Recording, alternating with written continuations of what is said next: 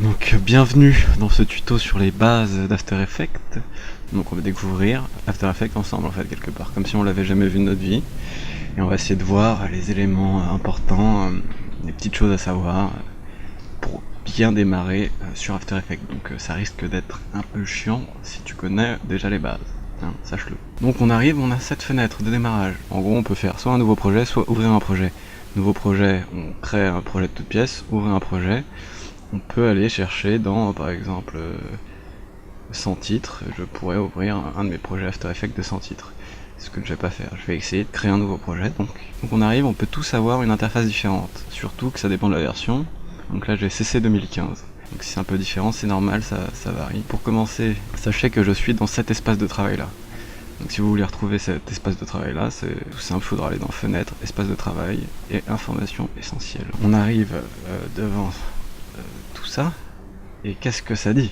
Alors comme pour tous les logiciels Adobe, ce sont des fenêtres modulables, donc si on clique dedans, elles sont en surbrillance bleue, et ça veut dire qu'on est dedans, enfin c'est celle-là qu'on travaille, donc on pourra faire des raccourcis et tout ça qui seront différents si on clique là, ou là, ou là. Et comme dans Premiere, chaque partie peut se déplacer, on peut tout ranger où on veut, en attrapant une fenêtre, et en la déplaçant où on veut. Et pour revenir, il suffit de réinitialiser l'espace de travail. On va faire ça en mode comme si on lisait un texte. On va partir du haut à gauche pour finir en bas à droite. Pour commencer, on a les menus ici, déroulants. Chose classique un peu. Donc, comme tout logiciel, il y a le menu fichier qui nous permet de créer un projet de toutes sortes. On peut aussi rouvrir un projet à partir d'ici. Ça, je ne sais absolument pas ce que c'est. C'est sûrement... vas-y, testons. Moi, je ne peux pas. Voilà, on peut importer des fichiers spéciaux. Si on fait importer de cette manière, on peut importer d'autres projets After Effects dans le projet After Effects. C'est comme ça qu'il faut faire. Ou alors directement dans la fenêtre liée au projet, mais on verra ça plus tard. Plein de petits paramètres comme ça, et on peut aussi paramétrer le projet. Donc voyons voir ce que ça veut dire. Paramétrer le projet, ça veut dire ça. C'est très vague et ça n'a pas grande importance, car ce qui est le plus important au final, c'est comment on paramètre les compositions. Donc ceci vous pouvez oublier. On a aussi le petit onglet édition qui nous permet de faire tous les copier-coller. Toujours intéressant de savoir qu'on a ces options ici. Dupliquer, scinder le calque. Et on remarque qu'à droite, on a tous les raccourcis clavier. Ce qui est plutôt pratique quand on n'a pas envie, par exemple, pour scinder un calque. Genre, imaginons, j'importe quelque chose au pif. Scinder le calque, c'est quelque chose qui est très utilisé, et du coup, on retrouve le raccourci clavier juste à côté, qui est CTRL-MAJ-D. Et si je clique dessus, ça fait ça, ça coupe le calque. Donc là, au lieu de revenir à chaque fois, je peux faire ça comme ça, qui est un des raccourcis essentiels. Et en fait, chacun se trouve ses raccourcis essentiels, parce que ça dépend de ce qu'on fait, et si je veux tout sélectionner, etc. Souvent les raccourcis sont pareils que dans la vraie vie, mais si on veut modifier le gérinal, faire ce genre de choses, tout est écrit à côté normalement pour les trucs essentiels. Ici aussi vous avez remarqué, tout est... Premier onglet intéressant, je vais supprimer tout ce que j'avais fait là. Aussi dans cette fenêtre édition, on peut aussi voir qu'en bas il y a les préférences générales, etc. On peut ouvrir n'importe lequel. De toute manière, on pourra tous les revisiter juste ici. Donc on va faire un petit tour de ce que je conseille de faire, ou de ce que je sais sur certaines parties qui sont intéressantes. Là c'est vous qui choisissez, vous lisez, vous choisissez ce que vous voulez, et si vous ne savez pas ce que c'est, vous laissez comme c'est de base. Prévisualisation, c'est assez important. Donc là c'est le pire que vous autorisez à After Effects de prévisualiser. Là c'est important, le cache de médias et de disques. Donc c'est ça, After Effects et Premiere ont un dossier qui se remplit au fur et à mesure de petits fichiers temporaires, et ça peut aller très vite, très loin. Donc là vous devez définir par rapport à vos capacités de disque dur. Donc en général il faut mettre sur le plus rapide, comme ça votre logiciel va très vite. Moi j'ai mis 46 sur mon disque C, donc ça va très vite. Mais vous pouvez choisir de le mettre ailleurs en cliquant là, et vous pouvez aussi le vider de temps en temps. Mais il y a aussi la base de données, vous pouvez aussi les définir, mais elle se remplira moins vite. Souvent, si vous trouvez pas d'où votre disque dur C et il est rempli pour rien, ça vient de là. Moi, ça m'est arrivé souvent, parce que il te met énormément d'espace de manière automatique. Donc il faut lui redire une fois en tout cas. D'ailleurs, dans l'édition, vous avez aussi un petit onglet qui s'appelle Purger, pour purger ces espaces. Donc si vous voulez tout purger d'un seul coup, vous purgez là, et puis on n'en parle plus. aspect, bon, vous choisissez l'aspect de votre After Effects, donc s'il est dégueulasse ou cool. Là c'est pour choisir, vous voyez là, regardez le hockey. Et là, les indicateurs de focus, c'est les trucs bleus autour des trucs bleus. Regardez autour d'échantillons. Donc là, c'est vous qui choisissez. Enregistrement automatique, donc c'est écoulé combien de temps il y a un enregistrement automatique. On peut choisir la mémoire RAM qu'on lui attribue, et en fait, ça va dans l'autre sens. En fait, on lui dit combien on laisse aux autres logiciels. Globalement, le tour des paramètres intéressants, c'est général, vous voyez tout ce qui vous intéresse ici. Il y a surtout le cache des médias qui est important à régler. Ensuite, la mémoire que vous laissez aux autres logiciels, c'est très important d'en laisser, sinon ça va tout faire ramer, parce qu'il va tout bouffer. Et après vous faites OK, et c'est bon. C'est composition, donc c'est ici qu'on peut créer une composition. Je vous ai déjà montré dans un autre tuto comment on paramétrer une composition, mais globalement, c'est important, c'est comme créer une séquence dans Premiere. C'est là qu'on choisit comment elle va s'appeler, genre main comp. Et là il y a tous les paramètres prédéfinis classiques, mais après on peut quand même régler comme on veut. Si je voulais plutôt du 1280, voilà.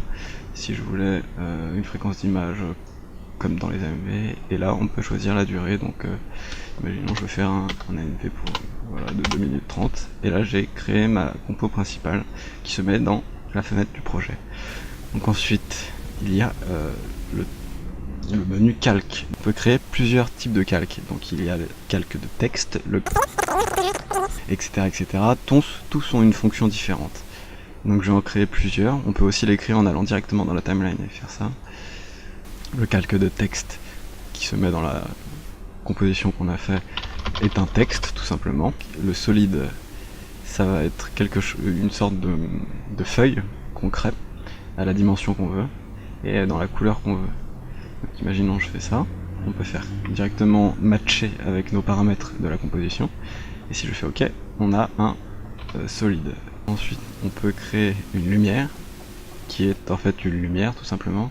Si je la crée, elle sert à rien ici, mais en fait c'est une lumière qui permet d'éclairer les scènes qu'on va faire en 3D. Si je passais ce calque en 3D, voilà, on verrait les effets de la lumière. On peut créer une caméra, donc ce qui permet aussi d'avoir un point de vue 3D, donc là j'utilise C pour utiliser l'outil caméra, mais je vous en parlerai après. Et là on voit bien que c'est un plan, que le solide est un plan, et la caméra permet de, si je passe ce solide en 3D, de le voir comme un plan. L'objet nul, donc l'objet nul c'est un objet nul, donc c'est un objet qui a juste des propriétés. Donc si on le déroule, il a toutes les propriétés de transformation, et son but principal c'est juste de servir de réceptacle à image clé et de venir lier des choses à lui plus tard. Genre imaginons je veux bouger cette caméra, je pourrais lier cette caméra à cet objet nul si je le passe en 3D, et il sera beaucoup plus facilement animable que la caméra. Le calque de forme, un calque assez spécial, c'est le calque qui permet de créer des formes de façon vectorielle. Donc là, sans que vous le sachiez, il m'a pris cet outil qui permet aussi de créer des formes.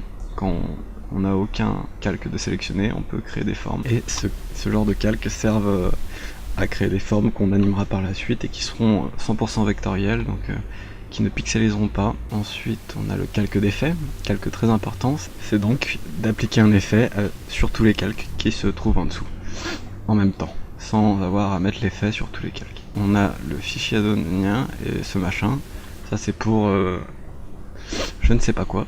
Donc je ne dirai rien. On peut du coup venir dans ce menu pour modifier son réglage, pour l'ouvrir seul. Si j'ouvre ce solide tout seul qui revient à double cliquer en fait dessus, et ben je peux voir que c'est un solide rouge et je pourrais faire des choses genre dessiner quelque chose sur ce solide et ça se modifiera dans la composition. Plein d'options qu'il faudra voir en cas particulier, hein. Donc si on veut passer le calque en 3D, mais tout ce genre de choses se fait beaucoup plus facilement en dehors de ce menu. On a le fameux menu effet. Donc ici se trouvent tous vos effets. Dès que vous voudrez appliquer un effet à un calque quelconque, dans une vidéo ou un calque que vous avez créé, un objet, n'importe quoi, si vous voulez mettre courbe par exemple, c'est dans l'effet correction colorimétrique, et courbe, et l'effet se met dans le panneau effet. Mais encore une fois, une autre fenêtre est beaucoup plus simple, c'est ici où vous pouvez directement marquer le nom de l'effet que vous voulez, et où vous retrouvez tous les effets quand même ici. Donc c'est beaucoup plus simple que d'aller là et de galérer. Donc remarquez, parfois c'est comme ça, en mode grisé, parce que je n'ai pas sélectionné de calque. Donc il me dit non, tu peux rien faire. Ici je pourrais faire de l'animation, je pourrais le lancer, faire du suivi dans Mocha.ae, qui est un logiciel externe de tracking par plan, donc un tracking 2D. Ensuite on peut faire approche caméra, qui est en gros le logiciel va traquer tous les points de la scène, donc il faut que ce soit qu'une seule scène. Grâce à tous les points de tracking qu'il aura fait, il pourra créer une caméra virtuelle, et donc on pourra placer n'importe quel élément en 3D dans notre scène 2D. Il nous crée une fausse scène 3D. Ensuite on a aussi la stabilisation et le suivi de mouvement par point. Mais tout ça se trouve dans une autre fenêtre qui s'appelle suivi et qui est ici. Donc si je veux faire tout ça, j'ai juste à aussi aller dans cette fenêtre, ce qui rend un peu ce menu inutile. On a le menu d'affichage, donc je vous laisse découvrir, hein, c'est des trucs très très basiques ça. Fenêtre, ça c'est un endroit intéressant, surtout pour l'espace de travail. Donc comme tous les onglets fenêtres, on peut afficher ou ne pas afficher certains éléments, mais ici vous pouvez mettre des affichages prédéfinis. Donc si vous voulez plutôt faire de l'animation, vous cliquez sur ça et normalement c'est fait pour l'animation. Et du coup si on fait par exemple effet, on aura cette fenêtre d'effet un peu plus grande que tout à l'heure. Tiens, peinture, on aura voilà quelque chose qui est fait pour peindre. Donc qu'est-ce qu'il y a aussi? On pourrait faire petit écran, je sais pas, cible de suivi. Donc là la fenêtre suivi est très grosse, mais je vais me remettre en information essentielle. Donc on a tout. On va descendre d'un cran et sauter cette ligne. On va voir les outils après. Donc ici on retrouve la fenêtre projet, qui est la fenêtre où on va importer nos rushs et organiser notre projet. Donc comme vous pouvez déjà le voir, j'ai importé quelque chose. Pour importer, on peut faire clic droit et importer un fichier, etc. Comme on peut le faire ici en faisant importer blablabla, on peut directement le faire en clic droit ici. On peut aussi double-cliquer et importer le fichier que nous désirons, même plusieurs fichiers. Si on veut importer un autre fichier After Effects par exemple, c'est très possible, il reconnaît que c'est un projet, et donc je pourrais l'importer et il m'importera le projet. On peut aussi créer une composition, comme on pourrait le faire ici. Donc on peut faire quand même pas mal de choses rien que dans la fenêtre du projet. Ici vous voyez des petites choses, le plus important c'est de créer un dossier, mais on peut aussi le faire ici en faisant un nouveau dossier. Imaginons je veux faire un dossier rush, etc. Je peux ranger, organiser mon projet. On n'ira pas plus loin, mais vous pouvez découvrir plein de petits outils intéressants. Juste ici, caché, la fenêtre d'effet. Si j'ajoute un effet sur ce rush magnifique, eh bien c'est ici qu'il se trouvera. Juste à droite, nous avons la fenêtre composition, donc c'est ce qui nous prévisualise la composition que nous avons ouverte, qui est ici. Donc la composition que nous avons ouverte, c'est celle-là qu'on a créée en faisant tout simplement une nouvelle composition à partir de l'élément importé. Vous pouvez créer une composition qui sera paramétrée en fonction du rush. Donc elle sera bien. Donc si vous faites ça, ça va créer la même chose, mais ce sera une autre composition. Ça s'appellera pas pareil. Je pourrais ouvrir l'une ou l'autre en cliquant ici par exemple. On a aussi une deuxième fenêtre de prévisualisation, cette fois-ci qui s'appelle calque. Donc si je double-clique par exemple sur mon rush, il va s'ouvrir dans une troisième qui s'appelle métrage. Vous aurez compris le principe, c'est si je clique sur un calque, il va s'ouvrir dans sa fenêtre de calque. Mais si je clique sur un métrage, qui n'est pas dans une composition, qui n'est pas un calque, du coup, il s'ouvrira dans une autre qui s'appelle métrage. Vous avez compris, c'est les fenêtres de prévisualisation. Donc on retrouve les outils in, out, on peut importer, ajouter, comme on le souhaite. Hein. Après faut pas trop être perdu, et moi je le fais pas trop sur After Effects, c'est un peu la galère. On en vient à une fenêtre, un groupement de fenêtres ici, qui n'est pas du tout exhaustif, mais qui est important je pense. Donc il y a une petite fenêtre qui s'appelle info, qui vous dit la couleur, et mine de rien c'est important, là où vous pointez votre souris tout simplement. On a aussi l'audio qui nous indique tout simplement l'audio. Je pense qu'on peut faire des trucs intéressants, mais je doute qu'on l'utilise dans After Effects. La fenêtre prévisualisation par contre est importante. C'est ici qu'on peut choisir comment on prévisualise notre timeline. Ici on a le son d'activer, on pourrait désactiver le son et faire ça sans le son. On pourrait décider de faire un loop si on veut voir en boucle un tout petit passage. Donc ici plein de paramètres pour choisir comment prévisualiser ce qu'on a fait.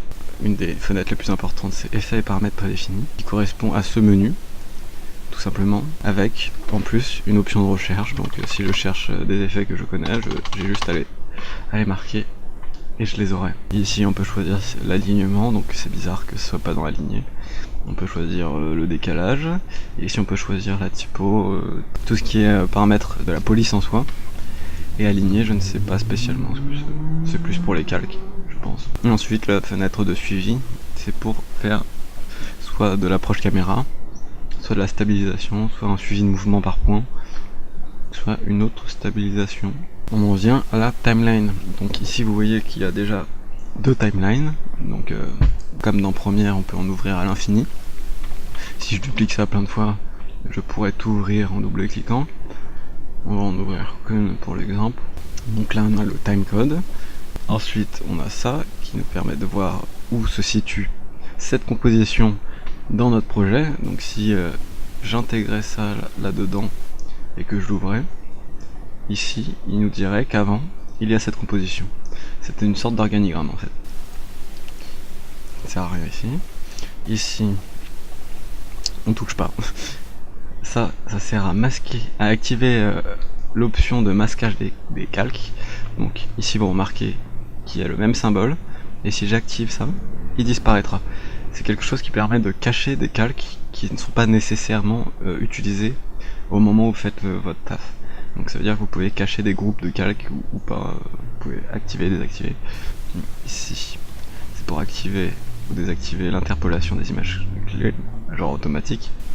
Pour si vous faites du ralenti, etc. Vous pouvez utiliser cette méthode pour activer un ralenti qui fera du sort de Quickstore automatique d'After Effects. Mais ce n'est pas conseillé. Là c'est pour activer ou désactiver le flou de mouvement. Comme vous pouvez le voir ici aussi, on a le même icône qui permet d'activer ou désactiver. Donc en l'activant, vous activez le paramètre de flou de mouvement. Donc ça veut dire que si là j'active sa position, si je fais une petite animation vite fait, il y aura du flou de mouvement. Alors que si je le désactive, il n'est plus là. Et là attention, fenêtre très importante, c'est la fenêtre de l'éditeur graphique des courbes d'After Effects, des courbes d'animation. Donc si je clique dessus, je ne vois plus ma timeline sous forme de calque, je vois juste les paramètres. Donc là, très compliqué. C'est quelque chose qui permet de jouer avec l'animation qu'on a créée, de ne pas avoir des choses linéaires. On peut cliquer ici pour savoir quelle courbe on voit, donc c'est modifier le graphique de valeur. Donc ça sera la valeur brute pure. Ici ça sera pour modifier la vitesse qu'il crée entre les deux images clés. Et ça je ne sais pas du tout. Donc moi j'utilise que celle-là. Donc là on voit que c'est totalement linéaire. Si j'ajoutais une image clé ici qui soit plus fluide, voilà, j'aurais un arrêt et puis il repart. On va remettre le flou de mouvement. Ce panneau d'éditeur graphique permet de jouer avec ces paramètres. Et certains paramètres sont prédéfinis ici. Donc par exemple si je clique sur celui-là, en sélectionnant tous les points, donc, qui correspondent à toutes mes images clés en fait que j'ai faites, si je sélectionne et je clique là-dessus, il va me créer une vitesse qui va aller doucement, qui va aller en descendant, puis monter progressivement, puis ralentir pour redevenir stable et s'arrêter sur la fin, qui donnera quelque chose de beaucoup plus fluide. Bon, il y a plein de phases à explorer avec ça, hein. Sinon on peut le faire à la main et créer notre propre courbe personnalisée en s'amusant à faire des choses. Donc c'est une petite case importante qui est très intéressante à découvrir.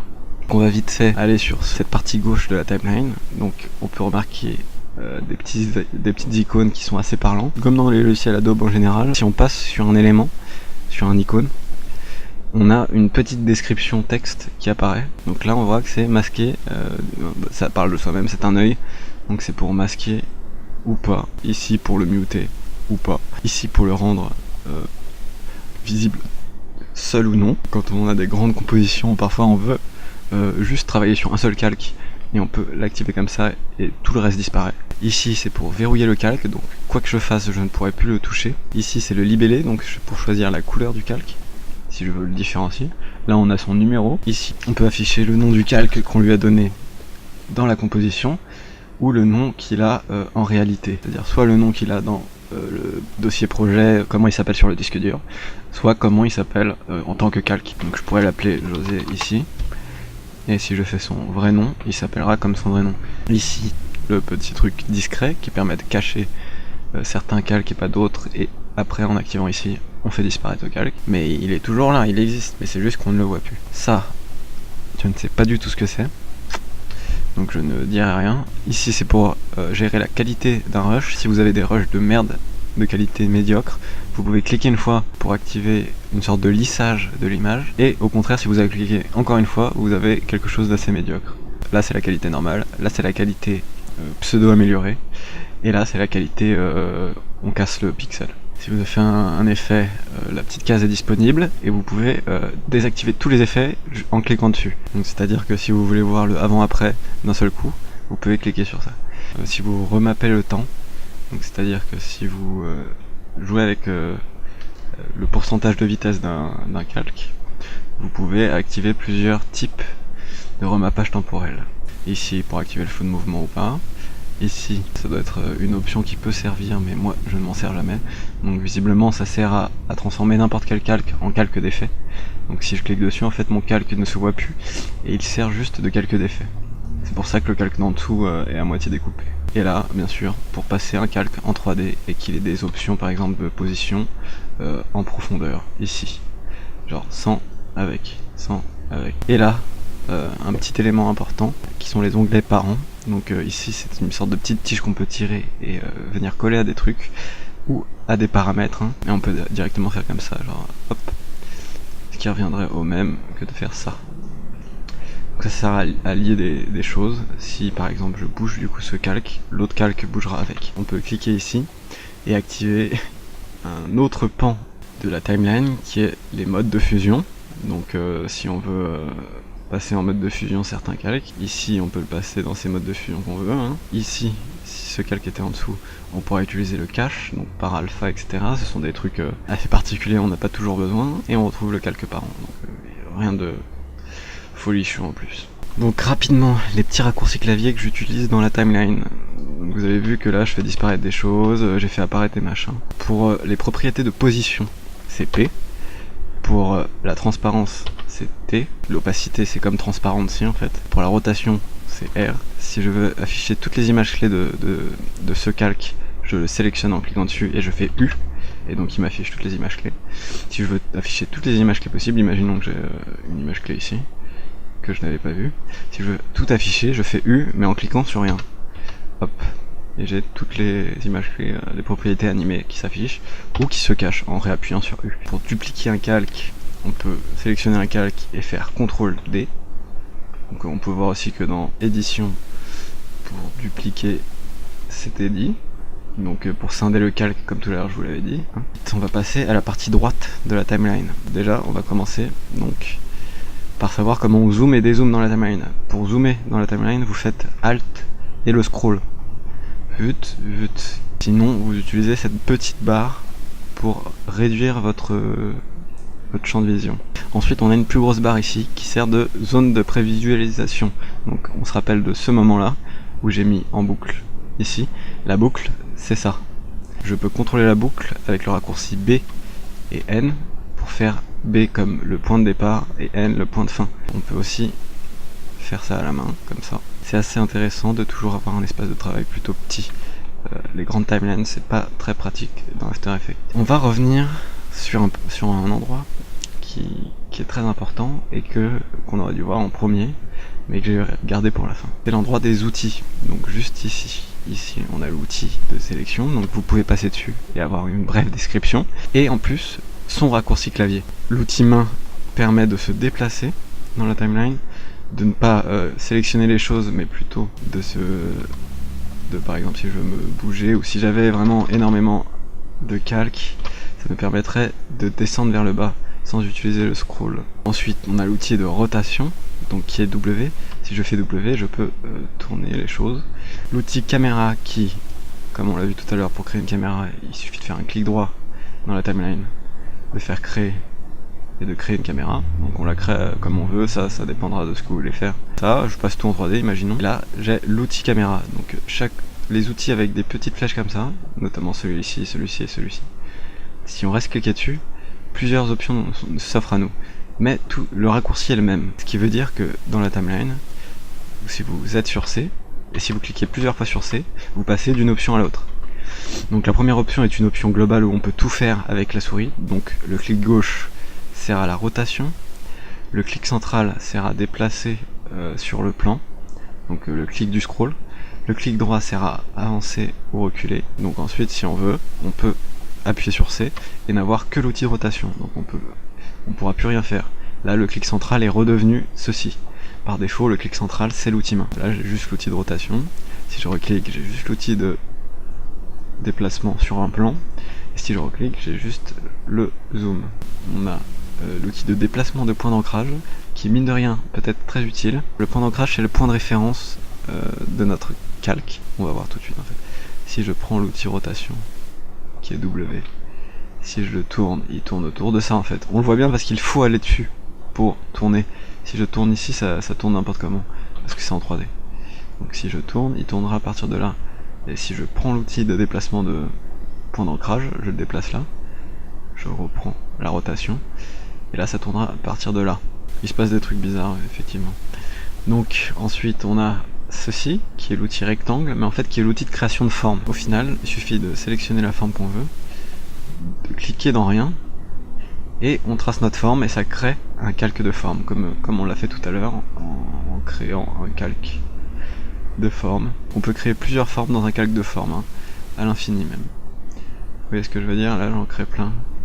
Et elles sont toutes dans le même calque. Je n'utilise pas beaucoup ces calques. Là, un outil très important, l'outil plume, qui permet de faire des points, des masques. Si on sélectionne rien et qu'on a l'outil plume, si on clique, on crée une forme. On va créer un calque de forme, sauf qu'on fera la forme qu'on veut. D'ailleurs, la forme, on peut changer sa couleur de fond, son contour. On peut aussi ne pas mettre de contour en cliquant sur contour et en disant non, je ne veux pas contour. Et le fond, on peut aussi dire je veux un dégradé par exemple, ou quelque chose d'uni, ou quelque chose de dégradé, mais par rapport au centre. Donc ça c'est à tester, ça dépend de tellement de choses. On a aussi quelque chose de très important qu'on oublie souvent, c'est ici l'étoile est activée, ce qui veut dire que si je reclique, je vais créer une autre forme dans la forme. Et si, par exemple, je sélectionne ça, l'outil plume ne servira plus à faire des formes, mais à faire un masque. Et là, la différence est grande. Le masque va masquer, c'est-à-dire que si je fais M ici pour afficher la propriété de masque, j'ai mon masque qui est là, alors que si j'avais cliqué ici, ça aurait juste créé une énième forme. Perso, j'ai galéré longtemps à trouver ça. Je vais supprimer ce calque de forme de Picasso. Ensuite, on a l'outil texte, donc on peut créer un texte horizontal ou vertical. Tout simplement, il suffit de double-cliquer dedans et d'écrire son texte. Le calque texte est créé et on a écrit ce qu'on voulait. Revenons un peu sur ce petit panneau de caractères, c'est ici qu'on choisit la typographie qu'on veut, hein, la taille. S'il a ou pas un contour, la couleur du contour est celle-ci, donc si je veux que ce soit rouge. Hein. Ici, l'outil pinceau. Si je double-clique sur n'importe quoi, je peux peindre, c'est-à-dire que je peux dessiner. Les gens qui font vous savez les AMV de type avec des petits traits qui bougent, c'est ça qu'ils font. Donc soit ils créent un solide, comme je vous ai dit, ils créent un solide, ils l'ouvrent et ils peignent par-dessus. Je sais pas trop comment ils animent ça. C'est comme un brush. Donc vous pouvez importer les brushes que vous voulez, moi j'en ai pas. En fait c'est comme l'outil pinceau dans Photoshop. Pour grossir ou rapetissir le cylindre sans avoir à galérer à venir ici et à choisir la taille du pinceau ici, vous pouvez directement faire CTRL et cliquer et soit aller vers la droite soit aller vers la gauche. Ensuite nous avons l'outil tampon cloneur. Cloneur c'est l'outil de reconstruction. On se retrouve avec un petit cercle, donc toujours le même tricks. Et là vous faites Alt, une sorte de cible secret, vous cliquez à l'endroit où vous voulez copier. Par exemple imaginons je veux copier ceci, j'ai cliqué et donc là je pourrais cliquer ailleurs et ça va coller ce que j'ai copié. Et vous voyez là il y a une petite flèche qui me suit. Voilà, c'est trop beau. Bon bref, vous comprenez le principe, c'est fait pour effacer les choses, faut le faire, faut s'entraîner avec. Il y a plein de tutos intéressants, mais en gros vous savez que cet outil existe. Après il y a l'outil gomme, hein, donc, qui gomme tout simplement. On peut voir juste qu'il y a aussi plein de petites options ici. dont une qui permet de rendre les choses transparentes. Et là vous voyez que j'ai bien gommé, ici aussi je peux le mettre en transparent. Donc voilà, ce genre, j'ai jamais utilisé l'outil gomme. Et ici nous avons le rotopinceau, donc outil intéressant qui permet de faire des rotoscopies.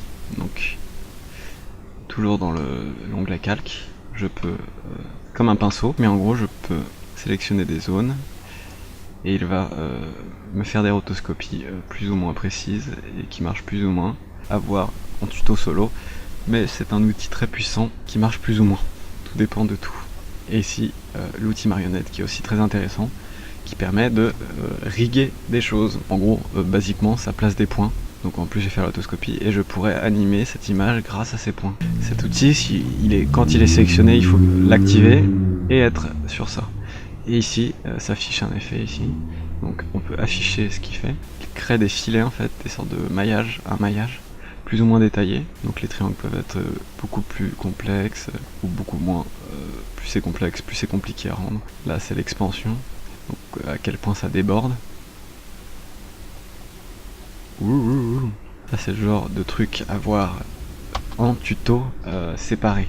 On a à peu près tout vu sur ce qui se passe quand on ouvre pour la première fois After Effects.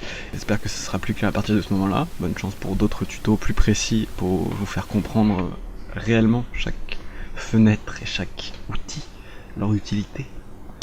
Allez, au revoir.